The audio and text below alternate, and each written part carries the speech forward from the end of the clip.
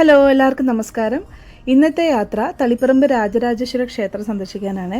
കുറേ നാളായിട്ട് ഈ ക്ഷേത്രത്തിൽ പോയിട്ടില്ല, അപ്പോൾ അതുകൊണ്ടാണ് ഇന്ന് അവിടേക്ക് പോകുന്നത്. മാത്രമല്ല, ഈ യാത്രയ്ക്കൊരു പ്രത്യേകത കൂടിയുണ്ട്. ഇന്ത്യയിലെ ഏറ്റവും വലിയതും പൂർണ്ണമായും വെങ്കലത്തിൽ പണികഴിപ്പിച്ചതുമായ ശിവപ്രതിമ അങ്ങേയറ്റം ഭംഗിയോടെ ക്ഷേത്രത്തിൻ്റെ മുൻവശത്ത് തന്നെ സ്ഥാപിച്ചിട്ടുണ്ട്.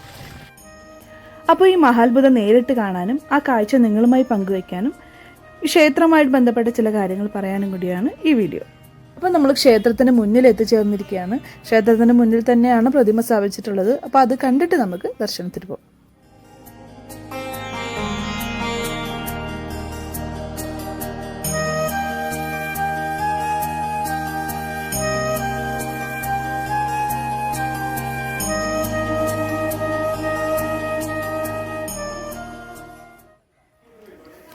ഈ ശില്പത്തെക്കുറിച്ച് പറയുകയാണെങ്കിൽ പൂർണ്ണമായിട്ടും വെങ്കലത്തിൽ നിർമ്മിച്ചിട്ടുള്ള ഇന്ത്യയിലെ തന്നെ ഏറ്റവും വലിയ ശിവപ്രതിമയാണിത്.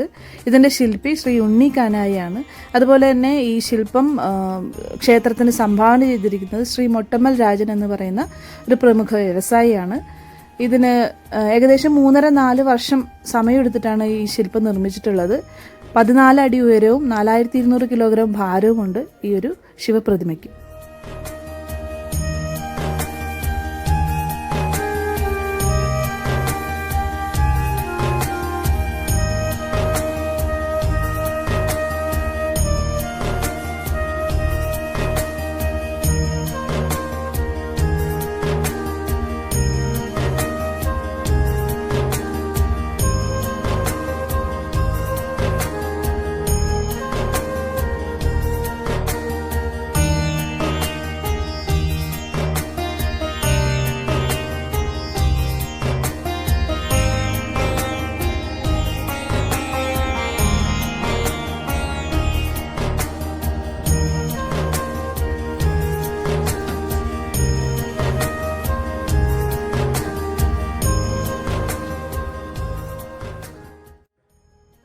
കണ്ണൂർ ജില്ലയിലെ തളിപ്പറമ്പിലാണ് രാജരാജേശ്വര ക്ഷേത്രം സ്ഥിതി ചെയ്യുന്നത്.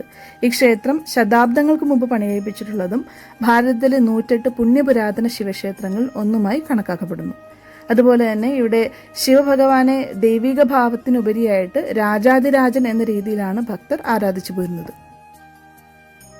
പിന്നെ ഈ ക്ഷേത്രത്തിന്റെ ആചാരവുമായി ബന്ധപ്പെട്ട ഒരു പ്രധാന കാര്യം എന്ന് പറയുന്നത് സ്ത്രീകൾക്ക് അത്താഴ പൂജയ്ക്ക് ശേഷവും പിന്നെ ചില പ്രത്യേക ദിവസങ്ങളിൽ മാത്രമേ നാലമ്പലത്തിനകത്തേക്ക് പ്രവേശനമുള്ളൂ എന്നതാണ്. ഇവിടുത്തെ പ്രധാന വഴിപാട് എന്ന് പറയുന്നത് നെയ്യമൃതാണ്. ഭഗവാന്റെ മുന്നിൽ നെയ്യമൃത് വെച്ച് പ്രാർത്ഥിച്ചാൽ ഉദ്ദിഷ്ട കാര്യങ്ങൾ സാധിക്കുമെന്നുള്ളതാണ് പൊതുവെയുള്ള വിശ്വാസം.